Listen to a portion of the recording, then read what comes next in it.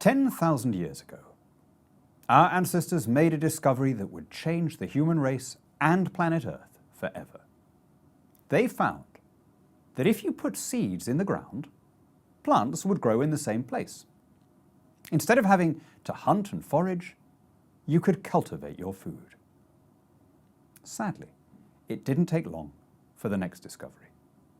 It turned out that instead of spending months tending your own crops, you could let your neighbor do all the work and then steal his harvest. In fact, if you really wanted the best possible ratio of effort to outcome, you would regularize that theft.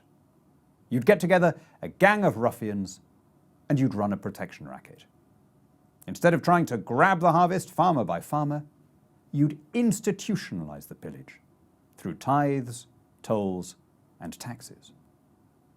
Thus was government born as a mechanism for organized plunder. Civilization is traditionally said to be marked by the development of towns and of writings, two things that distinguish hierarchical states from earlier forms of social organization. But there was a third characteristic, every bit as prevalent as the first two, namely systematic oppression, usually in the form of slavery. Who built the 7 gates of Thebes? Asked the Marxist playwright Bertolt Brecht. The books are filled with the names of kings. Was it the kings who hauled the craggy blocks of stone? And Babylon so many times destroyed, who built the city up each time? Take a few moments to think about the sheer misery that filled the existence of most human beings for most of the past 10,000 years. What we call history was, until an eye blink ago, the history of the top 1%.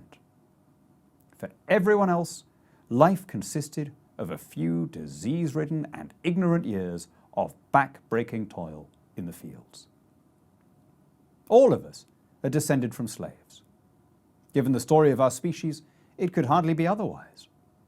Caste, serfdom, and oppression, these were our lot from Neolithic times until perhaps 400 years ago, when, starting in England and Holland, and then spreading across Western Europe, and then across the rest of the world, a new model of social organization evolved. For the first time, the rules were elevated above the rulers. The law was no longer just the will of the king or the biggest guy in the tribe. Property rights were arbitrated by an independent magistracy, and people were free to do business with one another as individuals. Instead of our relationships being mediated by birth, by caste, by tradition, we were free to make agreements one with another. We were free to sign contracts. In short, the market did away with the coercive states that had held sway since the Iron Age slave empires. Economic liberty meant personal liberty. The free market didn't just make us richer, it liberated us to pursue our own dreams. Under every other system yet tried, success depended on sucking up to the right people. Emperors or high priests or generals or commissars or kings. But under a market system, success depends on offering a service to people around you on terms that they find attractive. It's the very opposite of exploitation. When you buy a smartphone, you very slightly enrich Apple or Android or Huawei. You add fractionally to their net wealth. But think of how they enrich you. Think of how your life has been transformed. You now hold in the palm of your hand information that just 20 years ago an entire government couldn't have assembled. And all for what? The equivalent of 2 or 3 hours of your labor every month.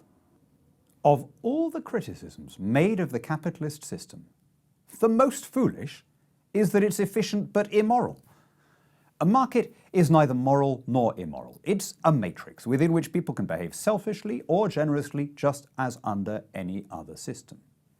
But if we regard the spread of wealth and freedom, the right of people to make autonomous decisions, and the end of kleptocracy and tyranny as worthy ends in themselves, the free market is the fairest and justest model yet devised.